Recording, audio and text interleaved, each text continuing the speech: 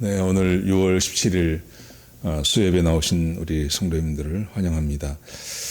오늘 본문의 말씀은 베드로전서 4장 7절에서 11절까지 말씀입니다. 베드로전서에 대한 강의 세 번째 시간이 되겠습니다. 제가 봉독해 드리겠습니다. 만물의 마지막에 가까웠으니 그러므로 너희는 정신을 차리고 근신하여 기도하라. 무엇보다도 뜨겁게 서로 사랑할지니 사랑은 허다한 죄를 덮느니라. 서로 대접하기를 원망 없이 하고 각각 은사를 받은 대로 하나님의 여러 가지 은혜를 맡은 선한 청지기 같이 서로 봉사하라. 만일 누가 말하려면 하나님의 말씀을 하는 것 같이 하고 누가 봉사하려면 하나님이 공급하시는 힘으로 하는 것 같이 하라. 이는 범사에 예수 그리스도로 말미암아 하나님이 영광을 받으시게 하려 함이니 그에게 영광과 권능이 세세 무궁하도록 있느니라. 아멘. 그 베드로전서에 대해서는 여러 가지 제가 계속 말씀드렸습니다. 베드로 사도가 썼고 이것을 쓴 목적은 소아시아에 흩어져 있는 이제 막 생겨난 교회, 그 교회들을 향해서 그때 극심한 박해가 있었습니다. 그 극심한 박해를 받고 있는 성도들에게 위로하고 격려하기 위해서 이 베드로전서가 쓰여졌습니다. 초기 그리스도인들이 당하는 고난은 이런 것들이었습니다. 그들은 협박과 위협과 모욕까지 당하는 그런 어려운 가운데 있었습니다. 이런 일을 당할 때 교인들은 대부분 다 당황했다고 합니다. 왜냐하면 하나님을 믿고 올바른 믿음을 갖는데 왜 자기들에게 고난이 생기느냐 하는 것이었습니다. 그것에 대해서 사도 베드로는 질문을 대답을 하고 있다고 봅니다. 그리스도인이 고난당하는 이유 두 가지가 있습니다. 첫 번째, 하나님의 백성이기 때문에 고난을 당하는 것입니다. 마귀의 자식이 아니라 하나님의 백성이기 때문에 이 죄악된 세상에서 고난을 받습니다. 두 번째 이유는 하나님의 백성들은 고난받기 위해서 우리 부름을 받으셨다, 그렇게 말씀하셨습니다. 그래서 우리가 고난받기 위해서 부름을 받았기 때문에 고난받는 것을 이상히 여기지 말라, 그렇게 교훈하고 있습니다. 오늘 베드로전서 세 번째 시간은 그러면 이렇게 고난을 당할 때 어떻게 해야 하냐 하는 것입니다. 고난받을 때 우리 그리스도인들은 어떻게 해야 하는가 하는 거죠. 오늘 베드로전서를 보면 크게 세 가지를 말씀합니다. 이 세 가지를 함께 나누기를 원합니다. 자, 첫 번째 보시죠. 첫 번째, 우리 그리스도인들이 고난 당할 때 어떻게 해야 합니까? 그것은 거룩을 잃지 말아야 합니다. 거룩. 고난을 당하면 거룩함을 잊어버리게 됩니다.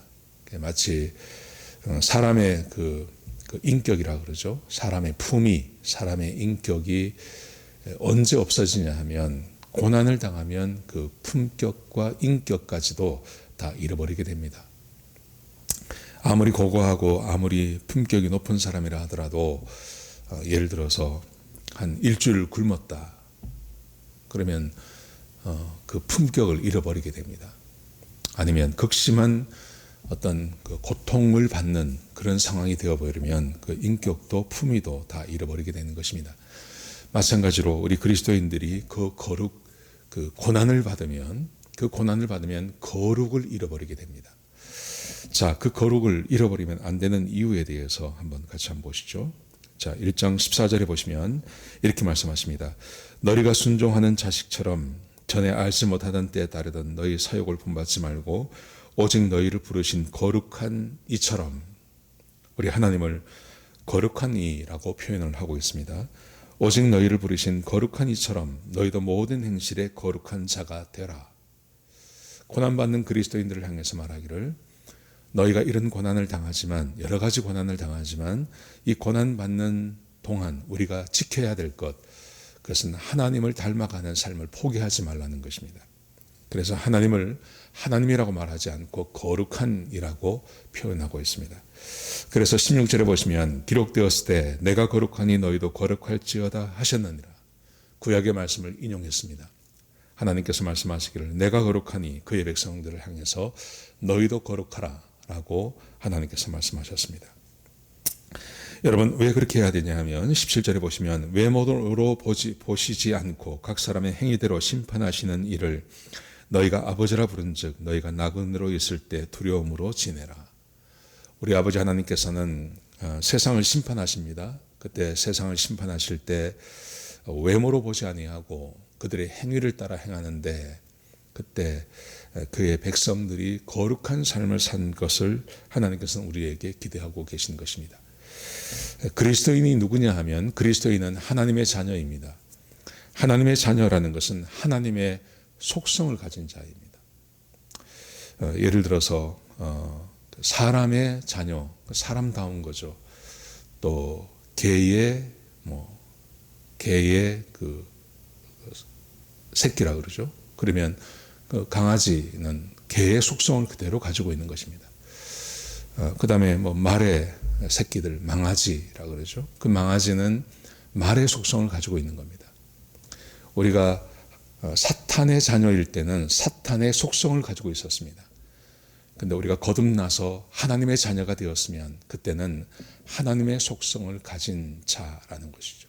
그래서 거룩함을 이야기할 때는 우리가 억지로 거룩하게 되는 게 아니라 우리 안에 심겨진 그 하나님의 거룩함을 지켜내고 그것을 기억하라는 것입니다. 하나님께서 이스라엘 백성들을 부르신 다음에 그들에게 이렇게 말씀을 하셨습니다. 출애굽기 19장에 보시면요. 19장 5절에 보시면 세계가 다 내게 속하였나니 너희가 내 말을 잘 듣고 내 언약을 지키면 너희가 모든 민족 중에서 내 소유가 되겠고 너희가 내게 대하여 제사장 나라가 되며 거룩한 백성이 되리라. 이스라엘 백성들을 향해서 너희가 내 백성이다. 그렇게 말씀하십니다. 그래서 하나님의 말씀을 듣고 행할 것을 우리에게 요구하고 있는 것입니다. 여러분, 하나님의 속성이 거룩입니다. 거룩입니다. 그러므로 하나님의 자녀의 소명이 있습니다.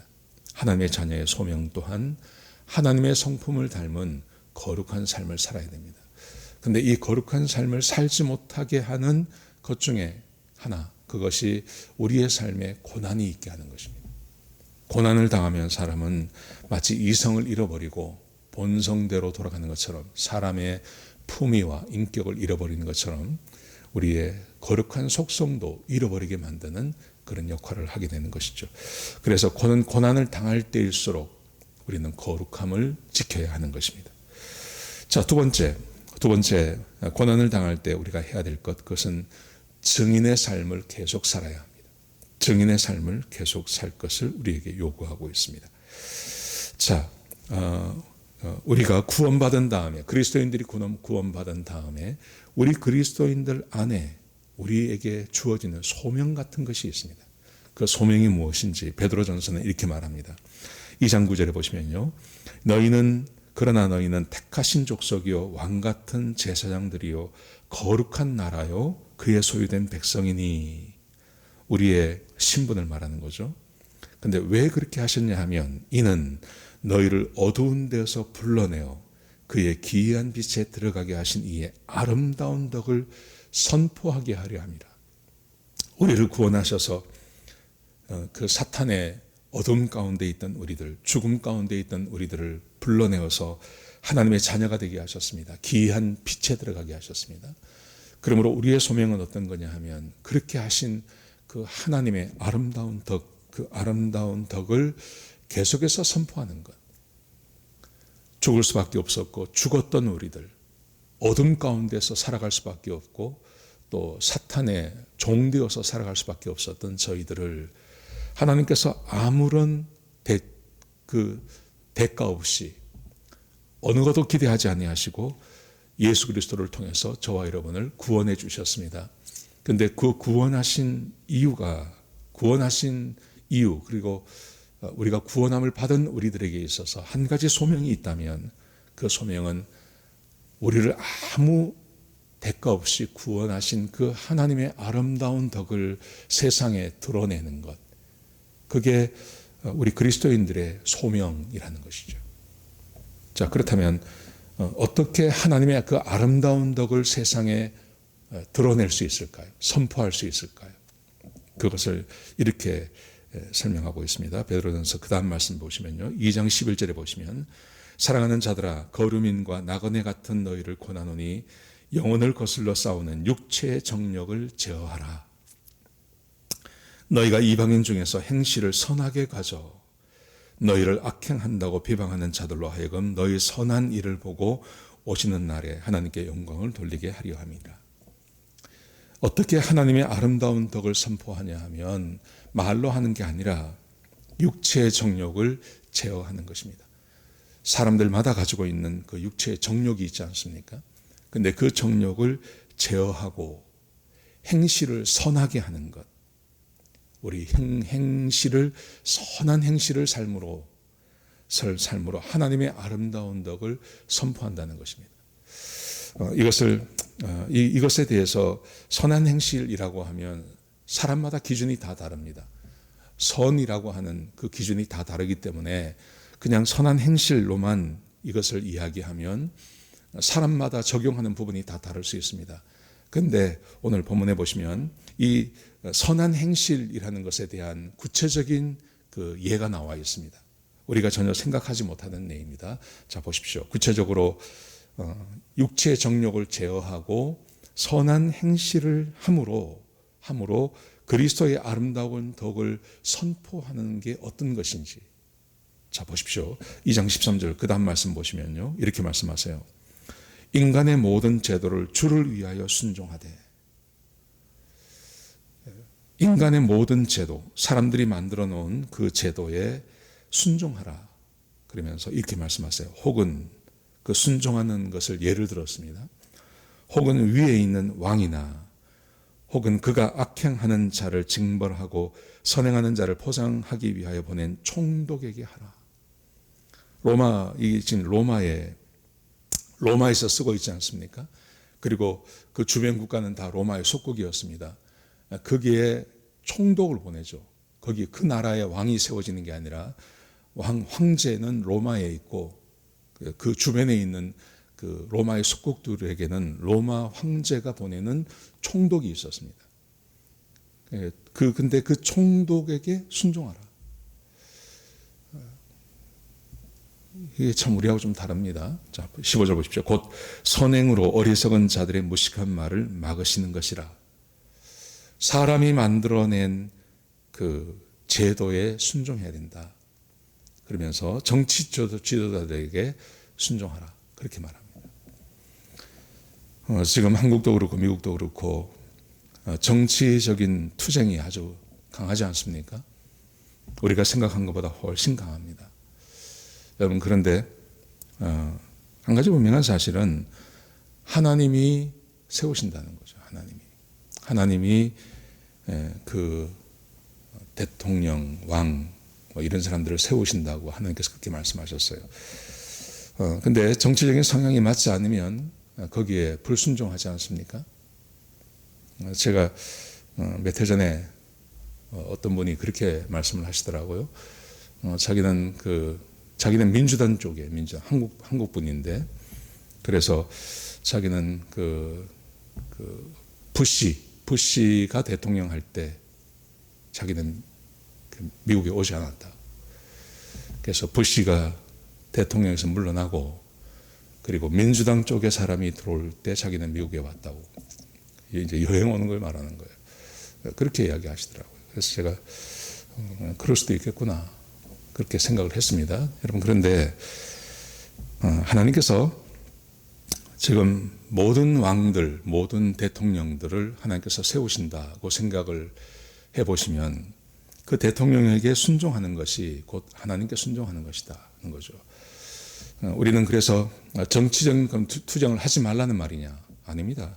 얼마든지 정치 투쟁은 할 수 있습니다. 예를 들면 우리에겐 투표권이라는 것이 있습니다. 그 투표권을 가지고 우리의 그 정치적인 성향을 얼마든지 드러낼 수 있습니다. 근데 그렇게 해서 세워진 그 정부에게 순종하라. 왜냐하면 하나님께서 그 정부를 세우셨기 때문에. 무너뜨리는 것도 하나님이 하시는 것입니다. 무너뜨리는 것도. 여기 보시면 왕과 총독이라는 말을 하는 걸 보면 지금 이 베드로의 이 편지를 받는 소아시아 지역에 있는 그 국가들은 대부분 로마의 속국입니다. 우리 생각으로는 그러면 총독에게 반기를 들고 각 나라마다 독립하라고 하는 것이 맞죠. 총독이란 말을 쓰면 안 되죠. 총독이라는 것은 분명히 피지배를 받는 나라에 있는 사람들이니까요. 근데 그렇게 하라 이렇게 말씀하십니다. 우리가 생각하는 선행, 너의 육체의 정욕을 제어하고 그리고 행실을 선하게 함으로 하나님의 아름다운 덕을 드러내라. 근데 거기에 어디까지 하라고 하냐 하면 총독에게까지도 순종하라 그렇게 말씀하십니다. 자, 그 다음 말씀은 더 충격적입니다. 보십시오. 16절에 보시면요, 너희는 자유가 있으나 그 자유로 악을 가리는 데 쓰지 말고 오직 하나님의 종과 같이 하라 말씀하시고, 17절에 보시면요, 무사람을 공경하며 형제를 사랑하며 하나님을 두려워하며 왕을 존대하라. 사환들아, 범사의 두려움으로 주인에게 순종하되. 여기서 말하는 사환이라는 것은 슬레이브입니다. 슬레이브, 노예를 말하는 것입니다. 노예들아 이 말입니다. 노예들아, 범사의 두려움으로 주인들에게 순종하되. 그때는 노예제도가 있었습니다. 노예제도가 있었는데 그 그리스도인 노예를 향해서 말하기를 범사의 두려움으로 주인에게 순종하라. 범사의 모든 것에 주인에게 순종하라. 관용하는 자들에게만 아니라 또한 까다로운 자에게도 그리하라. 채찍을 들고 부당한 명령을 내리는 그 주인에게도 순종하라. 19절 보십시오. 부당하게 고난을 받아도 하나님을 생각함으로 슬픔을 참으면 이런 아름다우나. 부당하게 고난을 받습니다. 노예들이 얼마나 부당한 일을 많이 당합니까? 그런데 그렇게 부당하게 고난을 받아서 고난을 받는 것, 그거 아름다운 거다 이렇게 말씀하세요. 20절 보십시오. 죄가 있어 매를 맞고 참으면 무슨 칭찬이 있으리요. 그러나 선을 행함으로 고난을 받고 참으면 이는 하나님 앞에 아름다우니라. 여러분, 성경에 나오는 어떤 사람들을 생각해 보십시오. 예를 들어서 요셉도 노예가 아니었습니까? 근데 요셉이 노예였지만 그는 그 노예의 삶에서부터 자기를 자유를 위해서 투쟁하지 않았습니다. 자기가 처해 있는 그 위치에서 최선을 다해서 주인을 섬겼습니다. 그랬더니 그 주인이 그를 인정해 주는 것입니다. 그리고 누명을 쓰고 감옥에 가지 않습니까? 그 감옥에서도 그 죄수의 삶을 최선을 다해서 살았습니다. 성령 충만하게, 지난 주일날 말씀드린 것처럼 성령 충만해서 하나님께서 그렇게 해주셨습니다. 하나님께서 그에게 그 노예의 삶, 죄수의 삶을 최선을 다해서 살 수 있는 그 마음, 그 기쁨의 마음을 부어주셨습니다. 그랬더니 하나님께서 그를 높여주시는 것입니다. 다윗도 생각해 보십시오. 다윗도 얼마나 억울한 사람입니까? 그가 왕을 사울을 위해서, 국가를 위해서 얼마나 헌신했습니까? 근데 쫓겨다니지 않습니까? 근데 쫓겨다니는데 그 왕을 타도하지 않죠. 하나님께서 해결하실 것을 기다리죠. 그랬더니 하나님께서 그를 높여주시고 사울을 제하지 않습니까? 하나님이 하십니다. 하나님이 하십니다. 꼭 기억하시기 바랍니다.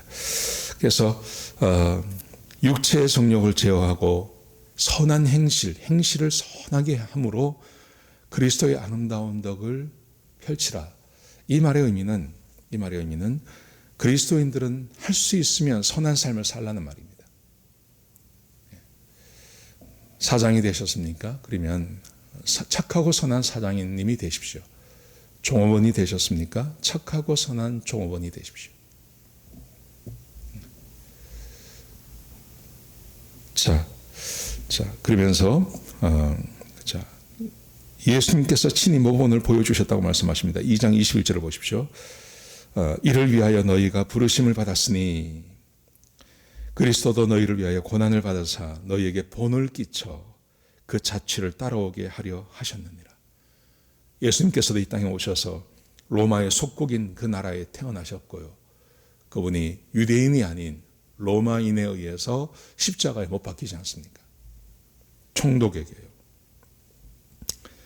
자, 22절에 보시면 그는 죄를 범하지 아니하시고 그 입에 거짓도 없으시며 욕을 당하시되 맞대어 욕하지 아니하시고 고난을 당하시되 위협하지 아니하시고 오직 공의로 심판하신 이에게 부탁하시며. 하나님께 맡겼습니다. 심판은 하나님께 맡겼습니다. 그리고 자기가 당하는 그 고난은 다 감수하시고 받으셨습니다. 친히 나무에 달려 그 몸으로 우리의 죄를 담당하셨으니 이는 우리로 죄에 대하여 죽고 의에 대하여 살게 하려 하심이라. 예수님께서 십자가에 못 박혀 죽으신 거 우리를 구원했다고 이야기합니다. 그런데 그 구원이 어떤 의미를 갖는 거냐 하면 죄에 대하여 죽고 의에 대해서 살게 하려고요. 의로운 삶을 살게 하려고 예수님께서 십자가에 못 박혀 죽으시고 우리에게 몸소 모본을 보여주셨다고 그렇게 말씀하고 계시는 것입니다. 사랑하시는 성도 여러분, 증인이 되어야 합니다. 우리가 그리스도의 증인이 되어야 합니다. 근데 그 증인이 된다는 말은 예수를 믿고 구원받아라 복음을 전하는 것만이 아니라 그 안에 하나님의 그 아름다우신, 하나님의 그 선하심, 하나님의 그 거룩하심, 착하심, 그것을 사람들에게 알릴 필요가 있는 겁니다. 근데 그것을 알려드리는 방법은 말로 하는 게 아니라 우리가 거룩한 삶을 사는 것입니다. 내가 처한 위치에서 그곳에서 최선을 다해서 착하고 선한 삶을 사는 겁니다. 그래서 하나님께서 우리와 함께 하시는 것, 그리고 하나님이 얼마나 귀한 분인지를 세상에 알려주는 것, 그게 그리스도인들이 해야 할 일이라는 것이죠. 고난을 당할 때 우리는 첫 번째, 거룩을 잃지 말아야 됩니다. 두 번째, 하나님의 증인의 삶을 사셔야 됩니다. 세 번째, 하나를 더 보시죠. 우리 그리스도인들이 서로 사랑해야 됩니다. 그리스도인들이 서로 사랑해야 됩니다. 지금 교회가 박해를 받고 있습니다. 그런데 교회가 박해를 받을 때 정말 중요한 것은 교회가 박해를 받을 때 교회 안에 있는 멤버들이 서로 사랑하는 것입니다. 그런데 소아시아 지역에 있을 때 있는 교회들은 그러지 못했습니다. 외부에 박해가 있었는데 내부의 갈등도 함께 있었습니다. 그래서 사도 베드로는 교회를 향해서 말할 때 교회가 서로 사랑하고 교회가 서로 하나가 되어야 된다고 그렇게 강조하고 있는 것입니다. 자, 베드로는 4장 7절을 보십시오. 우리가 함께 읽었던 그 말씀입니다. 만물의 마지막에 가까웠으니 그러므로 너희는 정신을 차리고 근신하고 기도하라. 무엇보다도 뜨겁게 서로 사랑할지니 뜨겁게 서로 사랑하라. 사랑은 허다한 죄를 덮느니라. 서로 대접하기를 원망 없이 하고 각각 은사를 받은 대로 하나님의 여러 가지 은혜를 맡은 선한 청지기 같이 서로 봉사하라. 서로 사랑하고 서로 봉사하고. 이 은사를 사용하는 것을 보십시오. 만일 누가 말하려면 은사를 사용하는데 그 은사를 어디에 사용하냐 하면 교회 안에 사용하는 것입니다. 그래서 말을 하려면 하나님의 말씀을 하는 것 같이 하고 하나님이 말씀하시는 것처럼 그렇게 말을 하고, 누가 봉사하려면 하나님이 공급하시는 힘으로 하는 것 같이 하라. 봉사가 어렵습니다. 그런데 하나님의 힘으로 봉사하는 것처럼 그렇게 봉사하라. 이렇게 말씀하십니다. 교회가 외부에 핍박이 있고 외부에 어려움이 있고 그럴수록 교회 안에서 서로 사랑하는 것이 매우 필요합니다. 매우 중요합니다. 형제가 함께 만나서 서로 위로하고 격려하고 서로의 필요를 채워주고 하면서 힘을 얻는 거 아니겠습니까? 사람은 그런 존재입니다. 가정이 그렇지 않습니까? 가정이 밖에서 아무리 힘들고 어려워도 가정이 서로 사랑하고 서로 위로하고 격려하면 이 사람은 밖에 나가서 일할 수 있는 힘을 얻을 수 있습니다. 교회가 그런 곳이 되어야 한다는 것이죠. 교회는 밖에서 증인의 삶을 살아야 됩니다. 힘들고 어려운 것입니다. 밖에 나가서 거룩함을 잃지 말아야 됩니다. 거룩함을 잃지 말고 살아야 됩니다. 이것도 힘든 겁니다. 근데 교회 안에 들어오면, 교회 안에 딱 들어오면 거기에서 나를 사랑해주고 나를 위로해주고 나를 격려해주는 사람들이 있다고 생각해 보십시오. 그러면 다시 힘을 얻고 나갈 수 있는 것입니다. 근데 교회 안에 서로 다투고 싸우고 누군가를 비방하고 하는 일, 세상에서도 없는 일이 교회 안에 있다는 거죠. 왜 그럴까요? 그래서는 안 됩니다. 교회는 그런 곳이 아닙니다. 비방하고 다투고 싸우고, 교회는 그걸 하지 말아야 됩니다. 자, 그래서 보세요. 12절에 보시면요, 4장 12절에 보시면, 사랑하는 자들아 너희를 연단하려고 오는 불시험을 이상한 일 당하는 것 같이 이상히 여기지 말고 오히려 너희가 그리스도의 고난에 참여하는 것을 즐거워하라. 이는 그의 영광을 나타내실 때 너희로 즐거워하고 기뻐하게 하려 함이라. 세상에서 고난을 당하는 것 잘 참아내면 그게 우리에게 복이 되고 우리에게 상급으로 주어진다는 것입니다.